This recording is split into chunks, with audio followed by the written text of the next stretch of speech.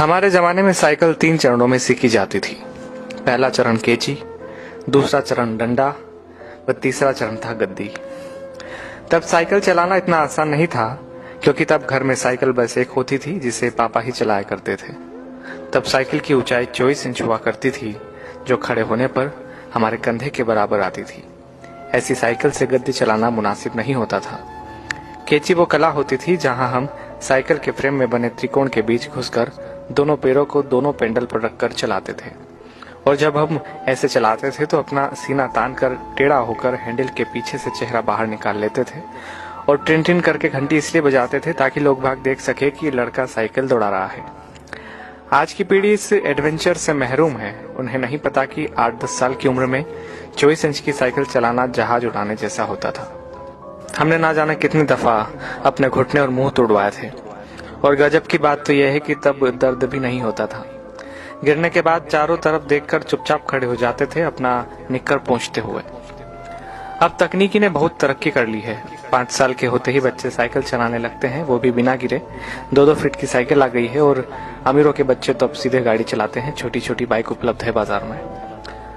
मगर आज के बच्चे कभी नहीं समझ पाएंगे कि उस छोटी सी उम्र में बड़ी साइकिल पर संतुलन बनाना जीवन की पहली सीख होती थी, जिम्मेदारियों की पहली कड़ी होती थी, जहां आपको यह जिम्मेदारी दे दी जाती थी कि अब आप गेहूं पिसाने लायक हो गए हैं। इधर से चक्की तक साइकिल डुगराते हुए जाइए और उधर से केची चलाते हुए घर वापस आइए। और यकीन मानिए, इस जिम्मेदारी को निभाने में खुशियां भी बड़ी गजब की होती थी। और यह भी सच है कि हमारे बाद केची प्रथा विलुप्त हो गई है। हम लोग ही दुनिया की आखिरी पीढ़ी है जिसने साइकिल चलाना 3 चरणों में सीखा था। हम वो आखिरी पीढ़ी है जिन्होंने कई बार मिट्टी के घरों में बैठकर परियों और राजाओं की कहानी सुनी, जमीन पर बैठकर खाना खाया, प्लेट में चाय पी है। हम वो आखिरी लोग हैं जिन्होंने बचपन में मोहल्ले में मैदानों में अपने दोस्तों के साथ परंपरागत खेल, गिल्ली डंडा, लुका छुपी, खो खो, कबड्डी, कंचे जैसे खेल खेले हैं। हम वो आखिरी पीढ़ी के लोग हैं जिन्होंने कम या बल्ब की पीली रोशनी में होमवर्क किया है और नोवेल पढ़े हैं। हम उसी पीढ़ी के लोग हैं जिन्होंने अपनों के लिए अपने जज्बात खतों में आदान प्रदान किए हैं। हम वो आखिरी पीढ़ी के लोग हैं जिन्होंने कूलर, एसी व हीटर के बिना ही बचपन गुजारा है। हम वो आखिरी पीढ़ी के लोग हैं जो अक्सर अपने छोटे बालों में सरसों का ज्यादा तेल लगाकर स्कूल और शादियों में जाया करते थे। हम वो आखिरी पीढ़ी के लोग हैं जिन्होंने स्याही वाली दवात या पेन से कॉपी, किताबें, कपड़े और हाथ काले नीले किए हैं। हम वो आखिरी लोग हैं जिन्होंने टीचर से खूब मार खाई है। हम वो आखिरी लोग हैं जो मोहल्लों के बुजुर्गों को दूर से देखकर नुक्कड़ से भागकर घर आ जाया करते थे।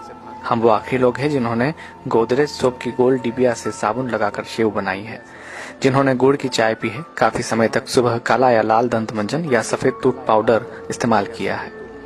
हम निश्चित ही वो आखिरी लोग हैं जिन्होंने चांदनी रातों में रेडियो पर बीबीसी की खबरें, विविध भारती, ऑल इंडिया रेडियो और बिनाका गीत माला जैसे प्रोग्राम सुने हैं। हम ही वो आखिरी लोग हैं जब हम सब शाम होते ही छत पर पानी का छिड़काव किया करते थे। उसके बाद दरी चादरें बिछाकर सोते थे। एक स्टैंड वाला पंखा सबको हवा के लिए हुआ करता था। सुबह सूरज निकलने के बाद भी ढीठ बने सोते रहते थे। वो सब दौर बीत गया। दरी चादरें अब नहीं बिछा करती है। डब्बों जैसे कमरों में कूलर, एसी के सामने रात होती है, दिन गुजरते हैं। हम वो आखिरी पीढ़ी के लोग हैं जिन्होंने वो खूबसूरत रिश्तों और उनकी मिठास बांटने वाले लोग देखे हैं जो लगातार कम होते चले गए। अब तो लोग जितना पढ़ लिख रहे हैं उतना ही खुदगर्जी, अनिश्चितता, अकेलेपन व निराशा में खोते जा रहे हैं। हम ही वो खुशनसीब लोग हैं जिन्होंने रिश्तों की मिठास महसूस की है। हम एकमात्र वह पीढ़ी है जिसने अपने माँ बाप की बात हमेशा मानी है और बच्चों की भी मान रहे हैं।